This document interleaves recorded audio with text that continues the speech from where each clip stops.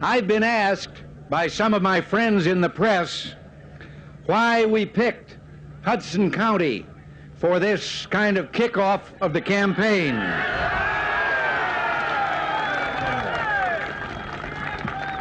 Now, I'm sure they ask because Hudson County is the home of Democrats in such great numbers. No, and I hope a lot are here. As a matter of fact, I'm the first Republican candidate to come here since 1968.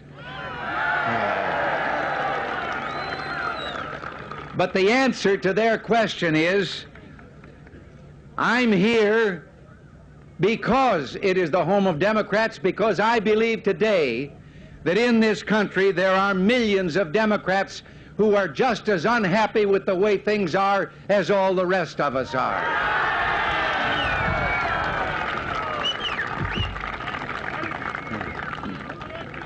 It's fitting that on Labor Day we meet beside the harbors, the waters, I should say, of New York Harbor, with the eyes of Miss Liberty on our gathering, and in the words of the poet whose lines are inscribed at her feet, on the air-bridged harbor that twin cities frame. Through this golden door, under the gaze of that mother of exiles, has come millions of men and women who first set foot on American soil right there on Ellis Island, so close to the Statue of Liberty. These families came here to work. They came to build. Others came to America in different ways from other lands under different and often harrowing conditions. But this place symbolizes what they all managed to build, no matter where they came from, or how they came, or how much they suffered. They helped to build that magnificent city across the river. They spread across the land, building other cities and other towns and incredibly productive farms. They came to make America work. They didn't ask what this country could do for them, but what they could do to make this refuge the greatest home of freedom in history.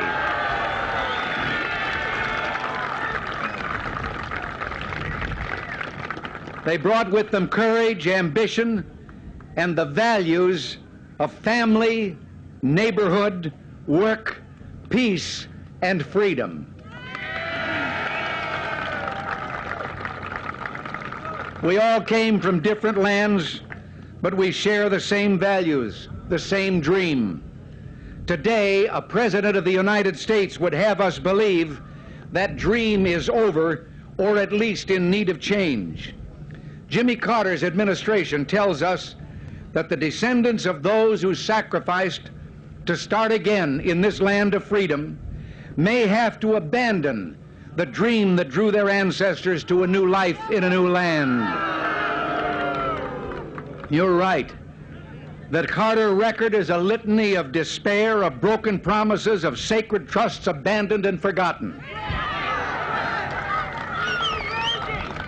8 million out of work, inflation running at 18% in the first quarter of this year, black unemployment at 14%, higher than any single year since the government began keeping separate statistics. 4 straight major deficits run up by Carter and his friends in Congress. The highest interest rates since the Civil War, reaching at times close to 20%. Lately, they're down to more than 11%, but now they've begun to go up again. Productivity falling for 6 straight quarters among the most productive people in the world. Through his inflation, he has raised taxes on the American people by 30%, while their real income has risen only 20%. The lady standing there in the harbor has never betrayed us once, but this administration in Washington has betrayed the working men and women of this country.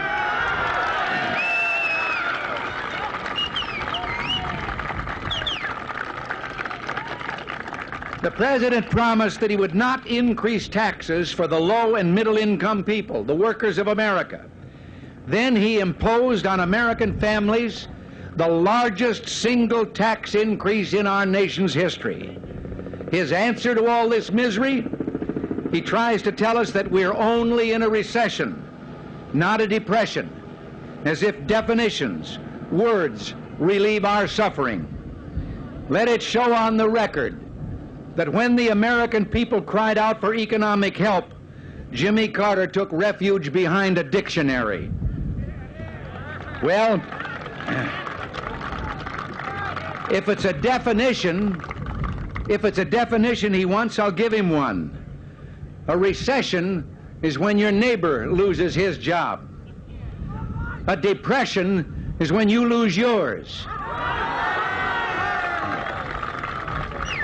And recovery is when Jimmy Carter loses his.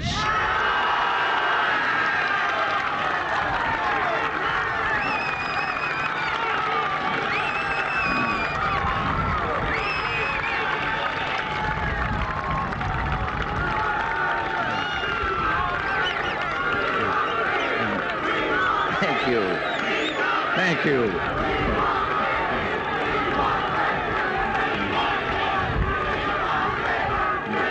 Well, all right. Maybe I should quit right now, but I'll go on for a few more minutes. I have talked with unemployed workers all across this country. I've heard their views on what Jimmy Carter has done to them and their families. They aren't interested in semantic quibbles. They're out of work, and they know who put them out of work, and they know the difference between a recession and a depression. Let Mr. Carter go to their homes, look their children in the eye, and argue with them that it's only a recession that put dad or mom out of work. Let him go to the unemployment lines and lecture those workers who have been betrayed on what is the proper definition for their widespread economic misery. Human tragedy, human misery, the crushing of the human spirit. They do not need defining, they need action. And it's action in the form of jobs, lower taxes, and an expanded economy that, as president, I intend to provide.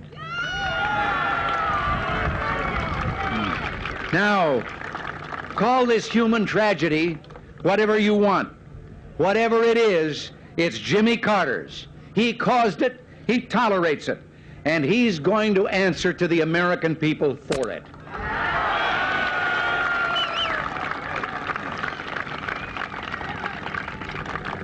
Last week, more than 3 years after he became president, he finally came up with what he calls a new economic program. It is his 5th new economic program in 3.5 years. And you know, listening to him, he talks as if someone else has been in charge for these last 3.5 years. Now, with 2 months to go until the election, he rides to the rescue with a crazy quilt of obvious election year promises, which he'll ask Congress for next year. After 3 years of neglect, the misery of unemployment, inflation, high taxes, dwindling earning power, and inability to save, after all this, American workers have now been discovered by the administration.